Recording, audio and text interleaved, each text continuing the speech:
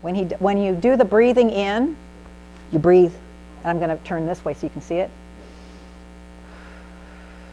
Not, if you're doing this, you're doing it wrong. You're breathing into your belly and your shoulders are down and relaxed. So you're pushing your stomach out instead? Yes, you're pushing your stomach out. And then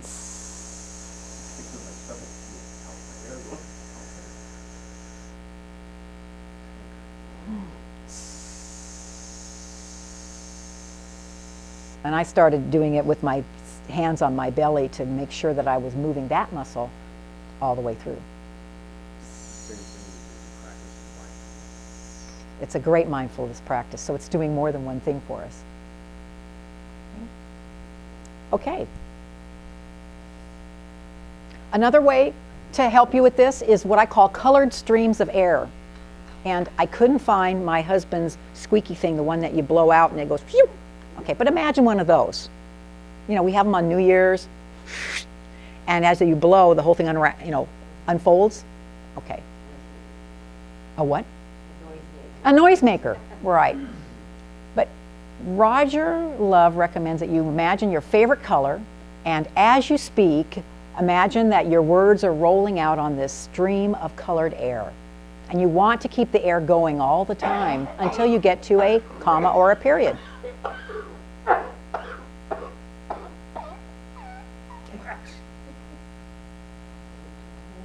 Okay. Next, drop your jaw. I'm going to go to the drop your jaw. And this is a group exercise as well.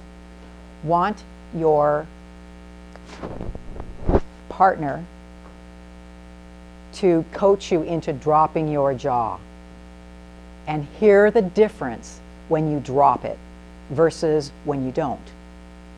And if you're smiling, you want to not smile. You don't ever smile with your mouth when you are talking.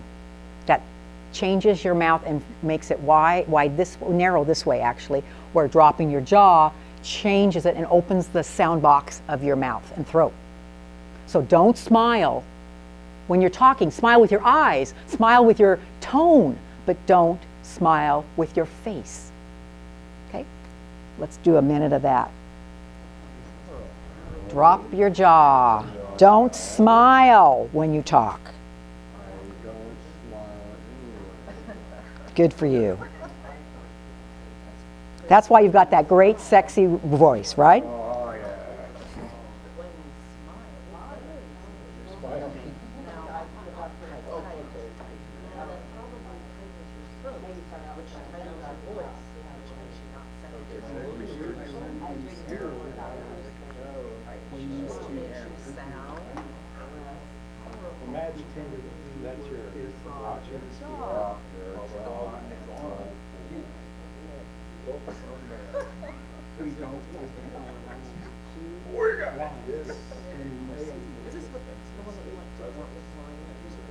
He did a little bit of that, yes. And then I signed up for additional coaching with him, and then I went to his event that was all weekend. It was amazing, amazing. Really.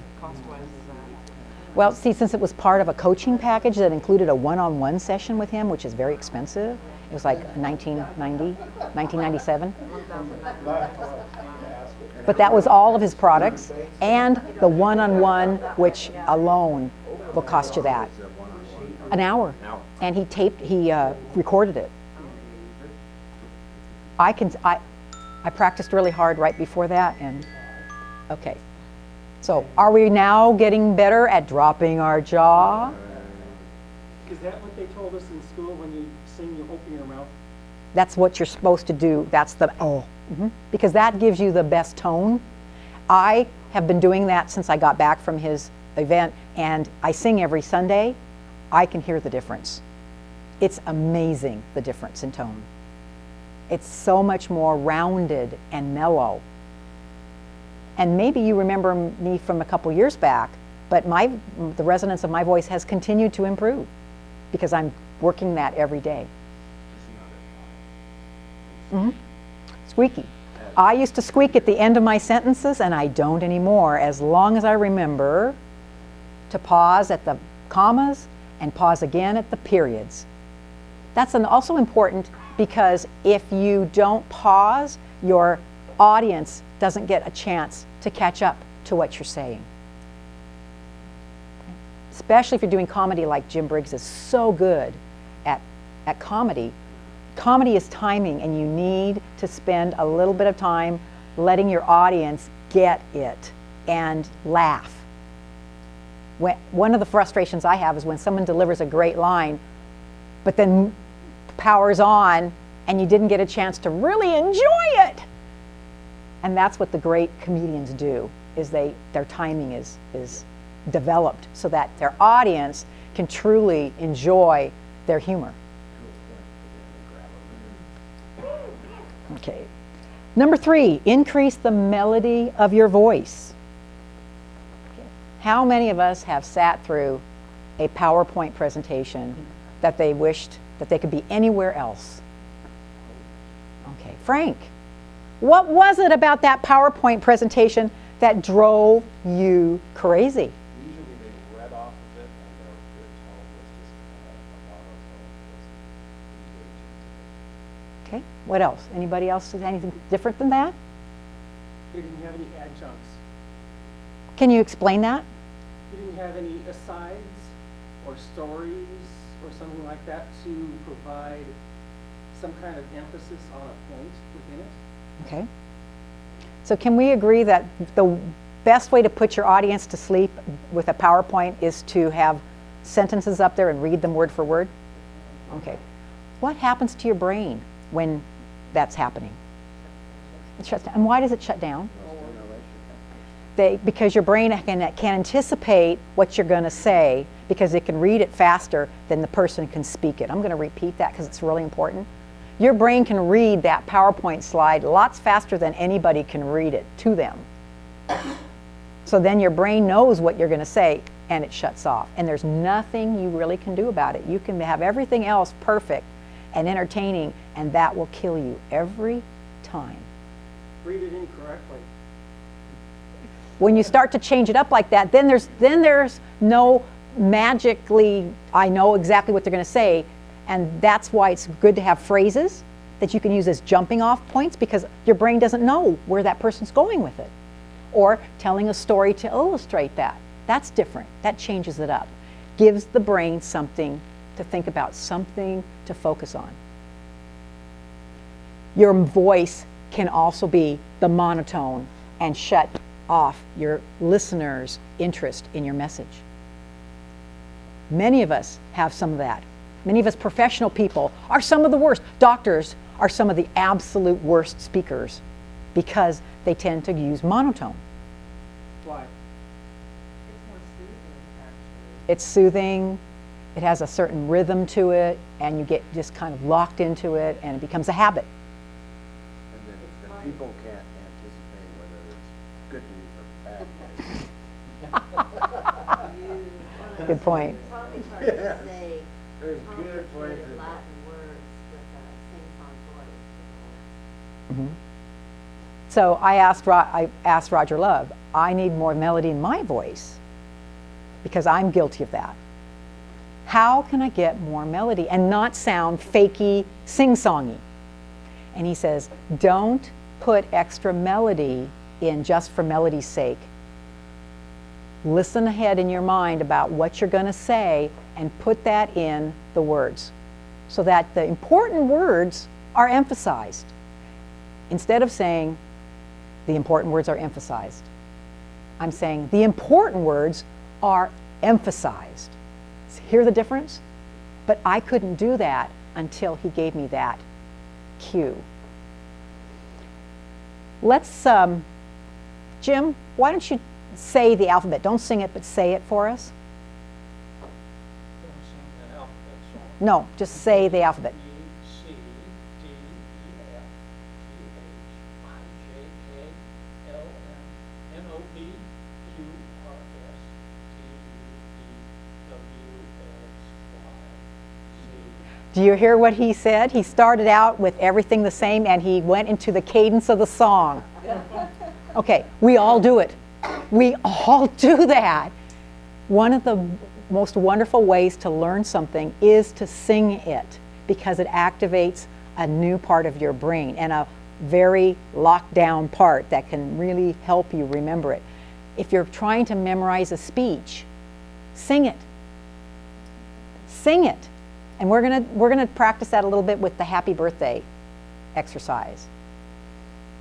What I'd like you to do is think about 3 things. For example, Kathy's gonna rake leaves when she gets out of here. What else are you gonna do when you get done with our meeting this afternoon? And I want you to sing the happy birthday song. When I get done with this meeting, I'm going to a haircut, and then I have to go to Fred Meyer to the bank, and then I get to go home. Something like that. Okay? So I know it's going to sound a little wild and crazy, but think of 3 things or 4 things that you need to do and put them into the song. Go ahead. Give you a couple minutes on this one.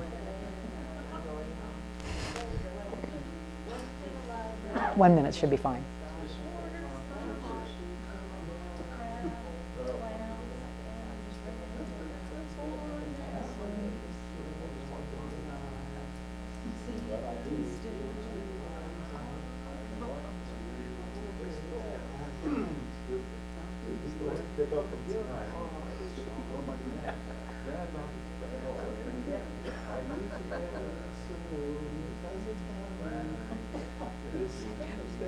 Isn't that great?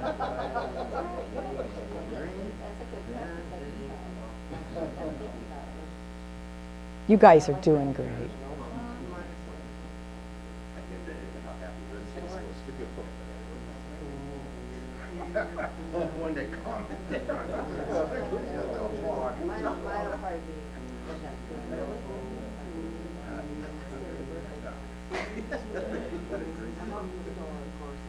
Okay. All right. Food and drink tips. I want to leave you with a couple other tips and then we'll wrap up. Drink more water.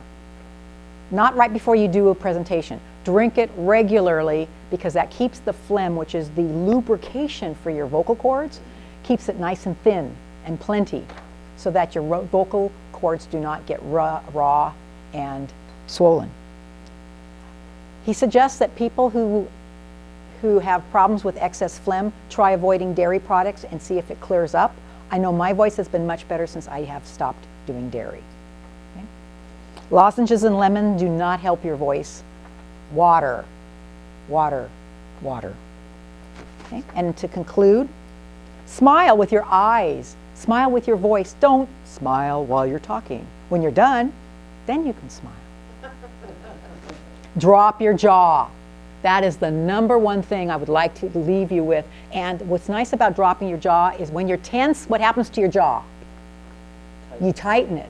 So when you drop it, and with a deep breath, just relax that jaw and drop it. You're doing 2 things at the same time, but you're significantly improving the resonance of your voice. Think ahead to the important words that you're planning to say so that you can infuse them with melody, with highs and lows and expression. Drink more water. And in your page on the bottom, www.voiceplace.com is Roger Love's website. It's amazing, the stuff that's available there for you.